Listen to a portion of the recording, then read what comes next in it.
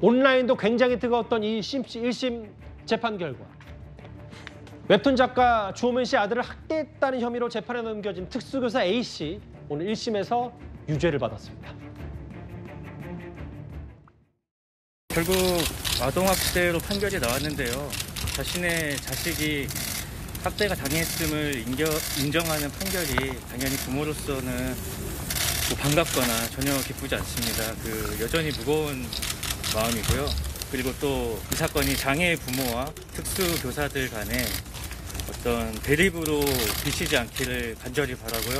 아이를 다시 학교에 보내실 의향이 있으신가요? 통합학급이 있는 일반 학교로 돌아가는 방법, 특수학교에 가는 방법 등등 여러 가지를 다 열어놓고 고민을 했는데 가정에서 보호하면서 천천히 방법을 모색하려고 하고 있습니다. 주호민 씨의 아들을 돌봤던 특수교사 A씨가 1심에서 유죄를 받았습니다. 아동학대 혐의, 벌금 200만 원의 선고유예.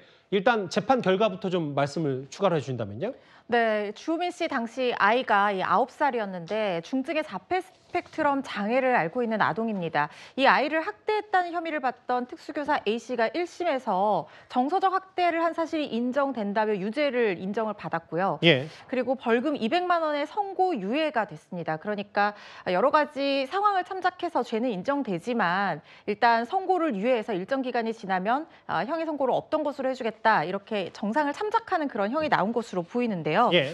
이 사건의 쟁점은 이 교사의 발언이 정서적 학대에 해당하는 것이냐, 그것과 이 주 씨 어머니가, 아이의 어머니가 아이의 외투에 몰래 녹음기를 넣어서 이 두 사람의 대화를 녹음을 했거든요. 그 몰래 녹음 핵심이었죠, 사실. 그렇죠. 그 녹음기의 증거 능력이 인정이 되느냐, 이게 핵심이었는데 일단 녹음의 증거 능력은 정당행위라고 봐서 인정이 된다고 봤고요. 예. 그래서 유죄가 선고가 된 거고, 이 내용 중에서 일부 혼잣말하는 것은 학대행위가 아니지만 싫어 싫어 너 싫어라고 반복적으로 얘기를 한 것은 최소한 정서적인 발달을 저해하는 미필적인 고의를 가지고 아이를 정서적으로 학대한 것이 인정된다고 봤습니다.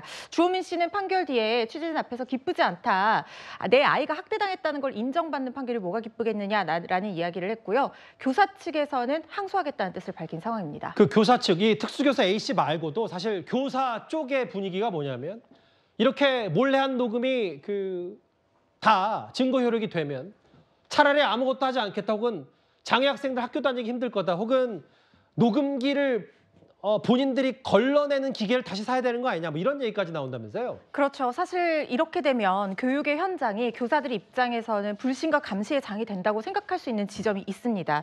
특히 형사재판에서는 원칙적으로 이 불법 녹음이나 이런 것들의 증거 능력을 인정을 하지 않고 있지만 개인이 이렇게 불법적으로 위법하게 녹음한 것의 증거 능력을 달성하려는 공익과 침해되는 사익을 비교 형량해서 공익이 더 클 경우에 일부 인정을 해주고 있는데요. 예. 최근에 굉장히 유사한 사건에서 녹음의 증거 능력을 인정하지 않았던 사건이 나와서 이것도 녹음의 증거 능력이 인정이 안 되는 거냐, 이렇게 얘기가 됐었는데, 이게 인정이 됐던 이유는 가장 큰 중요한 이유는 이 피해 아동이 중증 자폐 스펙트럼 장애를 앓고 있다는 특수성에 주목을 한 것으로 보이고요.